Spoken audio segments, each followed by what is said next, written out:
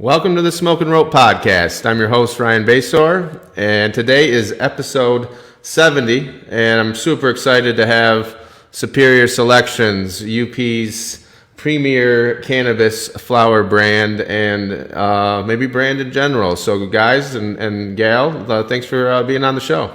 Thanks for having us. All right. And as always, Tom and Kevin, thanks for holding it down for me last week. I do want to say thanks to everyone for all the great well wishes. I had a first baby boy with my wife, and I'm on about 8 coffees right now because I have night duties. So, but still, it's couldn't trade it for the world. So, thanks for holding it down last week, guys. And Tom over at Real Leaf, what's happening? Oh, not much, man. Just duking it out here. Croptober fun, you know. Yep. What about you, Kevin? Same stuff, just grinding away. Yeah, dude, really excited for you and your wife, man. That's so awesome and exciting. You guys got a new baby boy on at the house. I know it's a big change for you, but it's so awesome, man. Excited for you. Yeah. Well, thank you. Yeah, it is. It's pretty surreal. So today we have Superior Selections. With us is Allison Farley, Mikey Gould, Sam Bowen, Drew Greipentrog, Justin Havinga, and Jason Bailey. Really excited that Superior Selections is on today. As we talk a lot about the UP and the market up there, and how a lot of people slept on it, and how many people would come across from the western border. Of course, we used to travel around the world to go to find cannabis. Now you can just get in your car and go to Iron Mountain or Crystal Falls or Houghton. But I'm super interested and wanting to know. You know, we got a mom and pop type operation that's kind of like what I envisioned. And would our industry look like when we work so hard to get it legalized, and it's different from other states, So with that, I'd like to hear from Superior Selections, and I can't wait to hear about like how you guys got started, what the company's about, and what it's like up there. So go for it, please. All right. Yeah. Well, we might as well start from the beginning. We come from caregiver backgrounds. Justin and I moved up here 2010 just to become caregivers and grow to change the world, And you want to take it away? How do we start? What were we doing? We originally, one of our friends wanted a countertop, and we decided to go check out one of our partners. And he is one of our partners now, and we went there and we're like, oh, we should do a commercial grow. And they're like, oh, it's going to be hard. And we're like, oh, whatever. Well, we ended up doing it. And here we are. We got, I think, 10 people working for us. That most of us were caregivers. 4. Mm-hmm. And, yeah. We also built the facility with help of a few contractors locally from around town. So it's like we got our heart, sweat, soul, tears, soul into this place. And Mikey and Justin are part of that original crew. Everyone else kind of came a little bit later, but the two of them, they bought, a burned out, bombed out warehouse, blank slate on the inside. And Mikey and his brother Anton, they built all these walls in here, everything from the ground up. It was. That transition from black market to legal market, I think, is one of the things that makes cannabis industry in general very special. But certainly our place right here is very special because of that. We're all incredibly passionate about growing weed, and we have been since before we were able to. So since I can remember. Yeah. Growing in the edge of farmers' fields. That's in a huge facility. Yeah, that's incredible. That was me, but I had my wings clipped in 11. Haven't been able to grow since, and that's fine. I know how much hard work and talent, and the world's kind of passed me by on that. But Kevin and Tom here, similar stories. Build it all. Caregivers growing definitely before it was probably all right. So I love that, and to hear that, and like.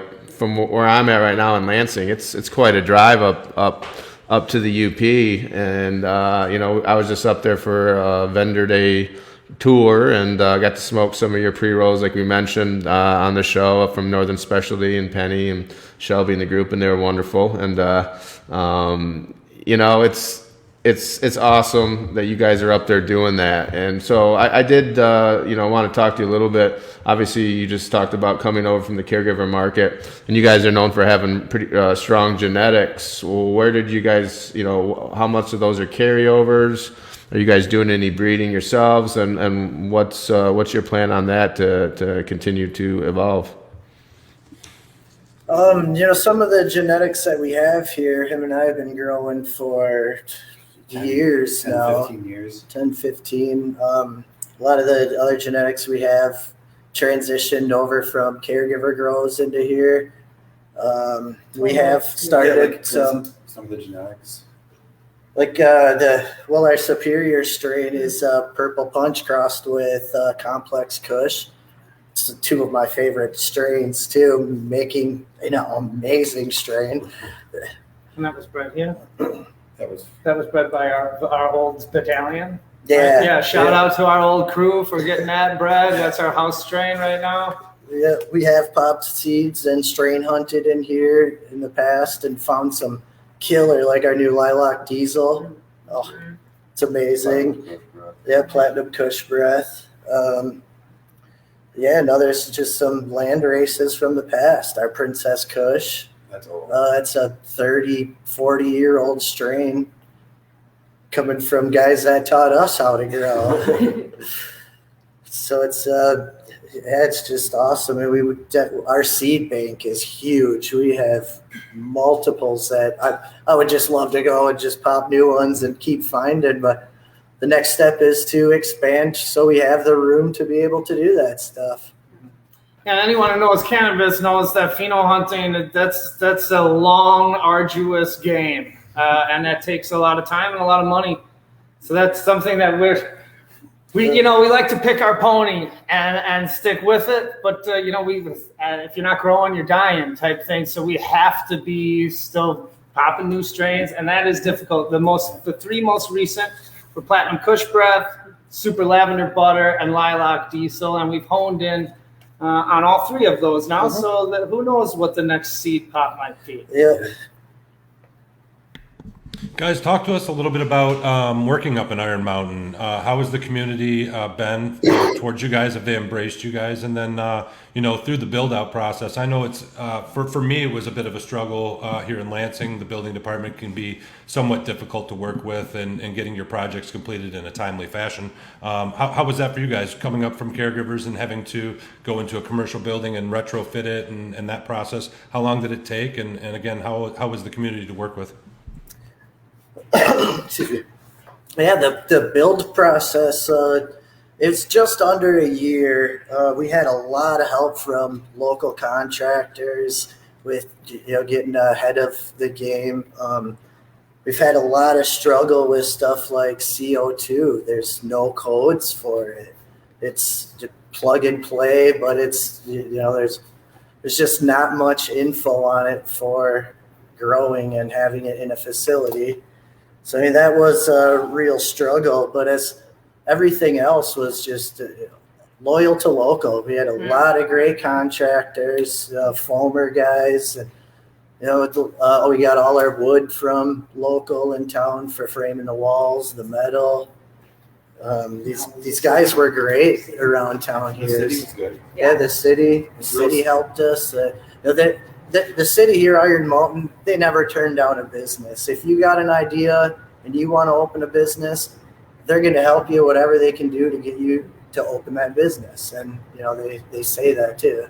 Yeah, we've definitely had some really good luck with the local community. We're directly involved with the local Chamber of Commerce, so finding those connections, creating that network is so detrimental to the success of a business, especially one in the UP as tight-knit of a community as Iron Mountain, because we allow everybody to get in. It seems like we're very open, very available to make that opportunity apparent.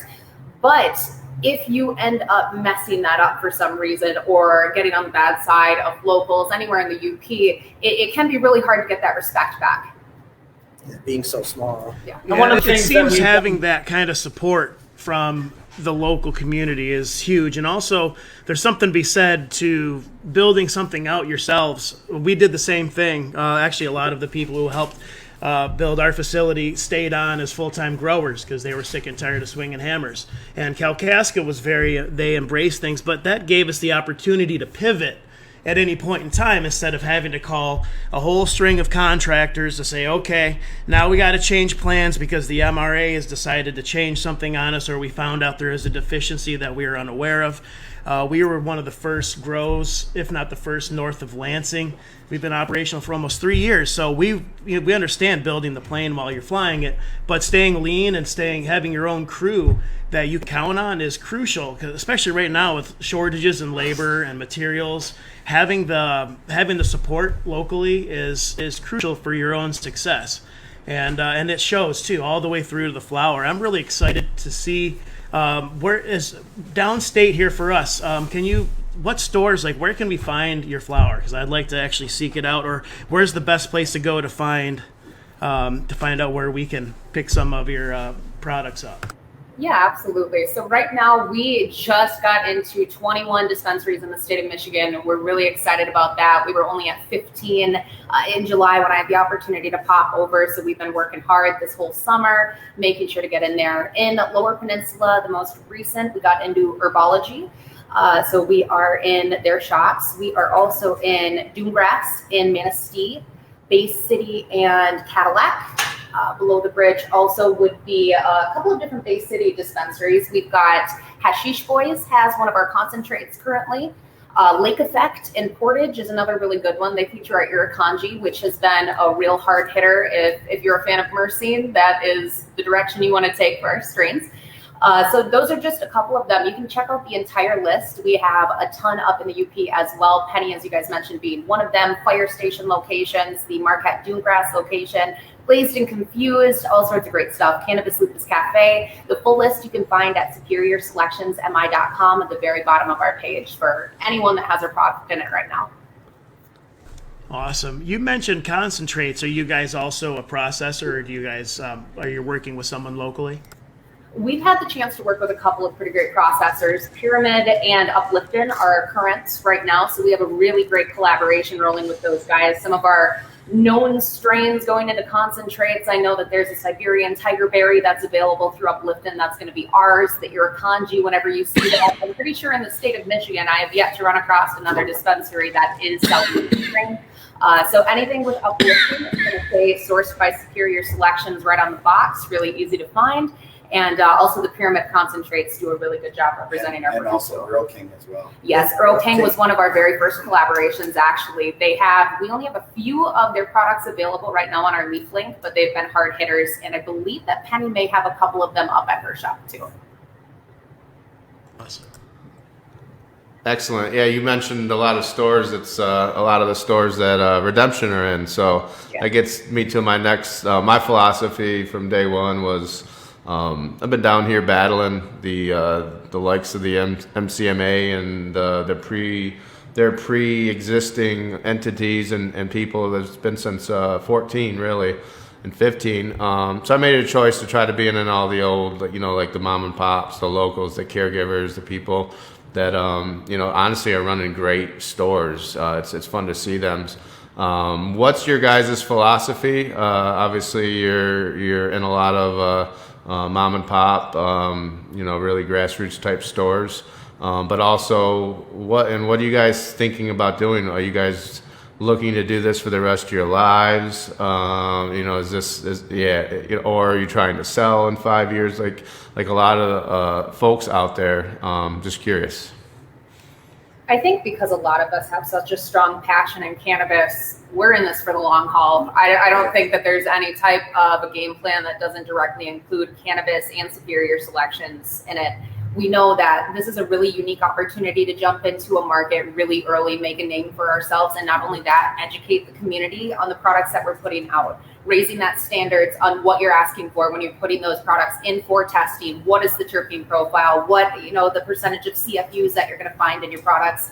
People need to be asking the right questions, and I truly believe that every one of us is here to serve that purpose. I'm a cultivator for life. Yeah, so here we are. We're sticking around. So. Yeah, and on the point of this. His faith. Yeah.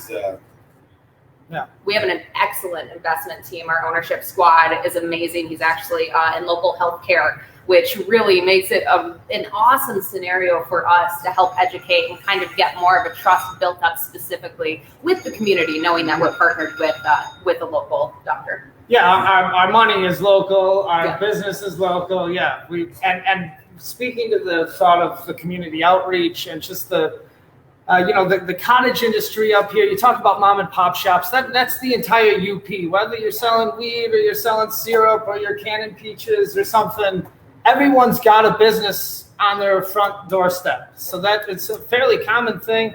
One of the things that we really want to pursue is our educational community outreach. So teaching people how to be our competition, it's kind of one of the things. Unfortunately, the MRA has made it so unprofitable to sell clones to people, but that was our end game was we want to tell you what we do, and then you can go do it for yourself, and then you can see that, hey, we're doing it okay, you know what I mean? So the more people that you can get growing marijuana, the better it is for everyone. Clean quality cannabis. Right. And the way that we plan to bring that into fruition in the fall, we actually have an educational series that we do plan to launch locally to bring in locals, teach them how to grow, like Sam said. Why not give them the tools necessary? Because that is a big reason why we're all here right now, because we love growing. And we have such an opportunity. The fact that this business is so young, the education knowledge that and Iron Mountain in particular has a relatively old population. So there's a lot, the education is exactly this. Do I eat the whole bar? What's the highest percent THC? How high can I get for $10? These are the people that we're working with, and we have such an opportunity to curtail that before that snowball goes too far. If you can get people to walk into a dispensary, be it corporate cannabis or not, and ask for CFUs and ask for terpene profiles, you can literally curb the demand to the idea of what we're doing. And I former cigarette smoker, I probably have never smoked a good cigarette in my life. It's all been corporate tobacco. I wonder if Mikey G would grow me a tobacco plant, how much better it would be. And that speaks for everything. So if we can force demand to desire a craft product, something that's not mass produced, outdoor acreage, that's good for us. It's good for the consumer. It's good for the industry. It's good for the plant. You know what I mean? Yeah, that is right on. I've been just telling the story this morning. I had a dispensary in Lansing in 2010 and 11, and we had all our patients trained like that THC didn't matter. It was terpenes, cannabinoids. It was great, And then to be in 2021 and to have the market in Michigan so THC driven is tough, and it's tough to fight. But I love what you're saying up there. But you guys, after looking at the stores you're in, and then because I'm in a decent amount of we're in a decent amount of UP stores, and I'm excited because I'm a big fan of the Midwest, and I'll tell people my brand's comparatively is pretty well known in Wisconsin and Minnesota and some other states in Indiana. And now looking at your guys is holy smokes, when Wisconsin or Minnesota goes, you guys are gonna, it's such a great foot in the door when the only way to do it is being in stores on the Western UP. So kudos, that was a great point. Majority of us moved from Wisconsin. Actually, 5 of us, only one I'm from Michigan, but Yeah, originally Michigan. Everybody else hopped over from Wisconsin for the most part, and out of state. That's Yeah. crazy. One of the things that Mikey G and I did in this first year was try to go around to local dispensaries to educate bud tenders on kind of what we're, you know what I'm saying? Yep. Just Our to, product, the CFUs, the cleanness, the in an attempt, because Passion. they're the people that have access to the consumer. We're not open to the public. We can't tell anybody, and even the compliance label, which has all of this wealth of knowledge, is not. If people don't know what they're looking harvest at, date, test date, whether it's remediated or not, those dates are way off if you get it remediated and a retested. yeah. So that was one thing. If you have a harvest date or a test date that's greater than 30 days away from the harvest date, well, there's a red flag. That is not fresh. That's not, yeah, it could have possibly been pre-remediated, right? So there are things that we like to discuss with people, and that's just, it's a very, it's a difficult task, but it's an honorable task. And these are not randos. There are neighbors that are going to the store and buying our pod. They're our neighbors. So it's a fun, challenging task that we take very seriously. Yeah, a product should be required to have some kind of warning if it's been remediated or some kind of anything on there. But a remediated the other. tag, But they could do it beforehand. yeah, a remediated take only comes after a failed safety compliance test. So if you use an X-ray irradiating machine to destroy all your yeast and microbials, then you never failed the test to begin with, and thus you don't acquire the remediation tag. And now you're smoking X-ray pot, man. Like that. If I had the choice, I would choose the non-X-ray pot. And I have a feeling it's one of the things. I have this feeling where once it becomes legal nationwide, and the FDA is regulating the consumption of this product, that you won't be able to use this X-ray irradiator anymore. And this one of the very few instances in which regulation, I guess the lack of regulation in this point actually works for us, and we're not utilizing that technology. We don't have a need for it, but these people are in business somehow. Someone's buying X-ray irradiators, and one of the ways to know is to look at your compliance label and understand what those words and stuff on there means, and that's going to be our first. Starting our lecture series this spring, we're going to be doing open mic nights and educational lectures out in the parking lot. Understanding the compliance tag, that's lecture number 1. And then we'll be moving on to factors of photosynthesis, getting people growing, growing in their basements, producing more craft marijuana, cool.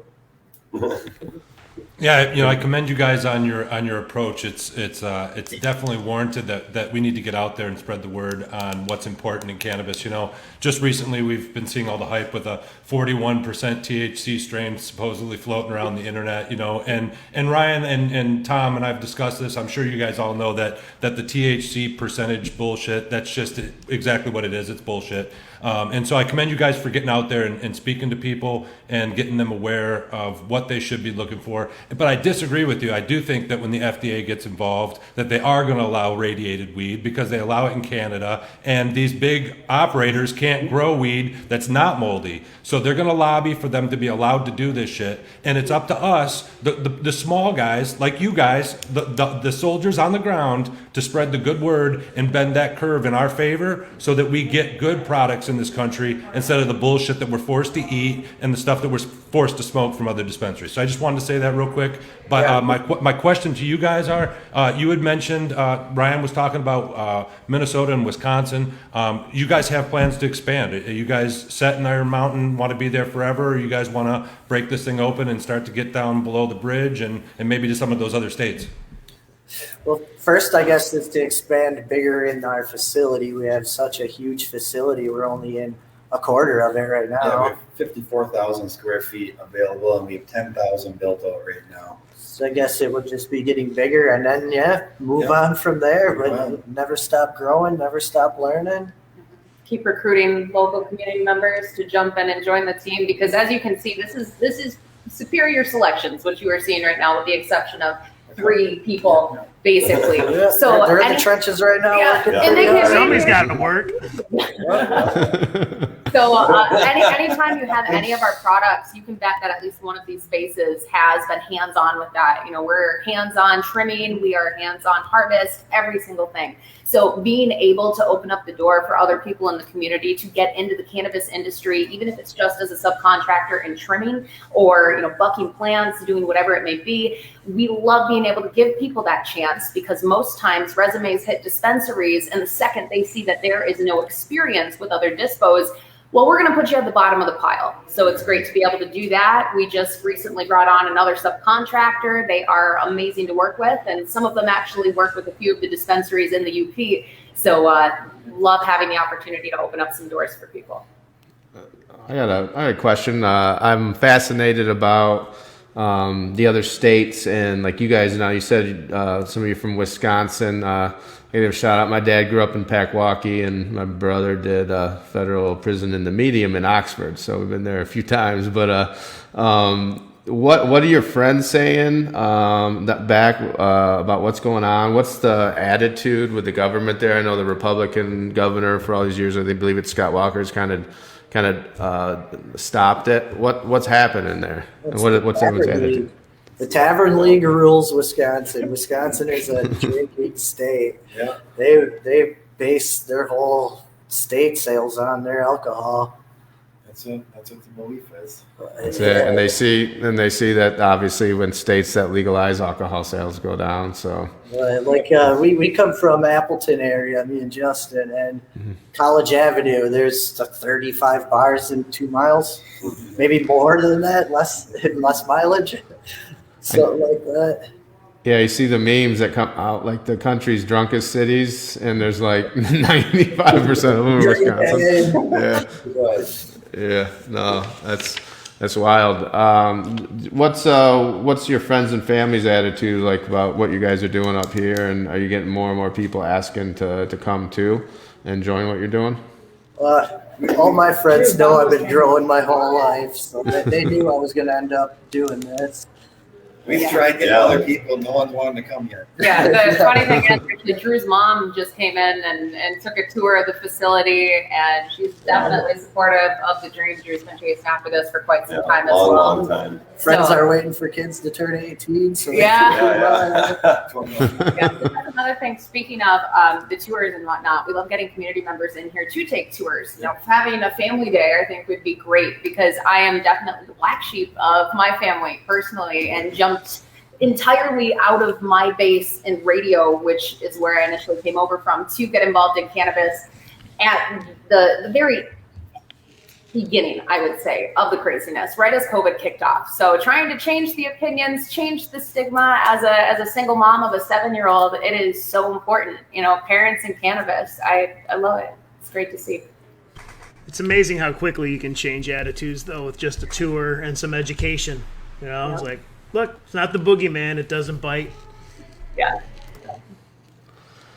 Well, I have a heart out today, everyone, and I am super thankful to talk to you guys, and I'm definitely gonna do some following up, and we're gonna want you back on the show, and we want to hear about the lecture days and all of that. I'm super thankful that you that we're communicating on the Smoking Rope Podcast IG. But I wanted to let before we go, Yeah, I'm sorry, Ryan. I just had a question for Tom down there at Real Leaf. I figure you got 3 years of expertise. I was hoping to, well, you know, our community is great, but we do still get some kind of complaints about the smell, right? So, like, we've got the air scrubbers, we got the Ona buckets, we got the ozone machine. Is there anything else, or is it just more of that? Other than, you know, come up with like, hey, you could plant lilacs outside. Oh, great! It will smell like different flowers. Yeah, right. You know, so yeah, that's the thing. That is a tough one, man. Typically, I've been saying from the beginning to anyone that I talk to locally is that you bring cannabis into your community, there's going to be an odor, but most of the odor mitigation strategies, the only ones that kind of not even really work, they involve emitting other volatile organic compounds into the air to mask it. So you really have to kind of, pick one. And I don't really have a good answer for that. Just community outreach and just keep trying to get involved. And we've been involved in a lot of projects for we're working on a skate park and a handicap accessible playground, and just kind of showing that, hey, we want to do all these things. We're here, and maybe that odor isn't so bad. But I don't know where you guys are located. Your industrial zone versus your residential, but it can be a little bit tricky. The scrubbers and sending other terpenes, basically using diffusers in your exhaust in order to mask, is probably one of the only successful things I've heard of. So, Thank you. I mean, that's what happens when you grow dank weed, man. It's gonna smell good.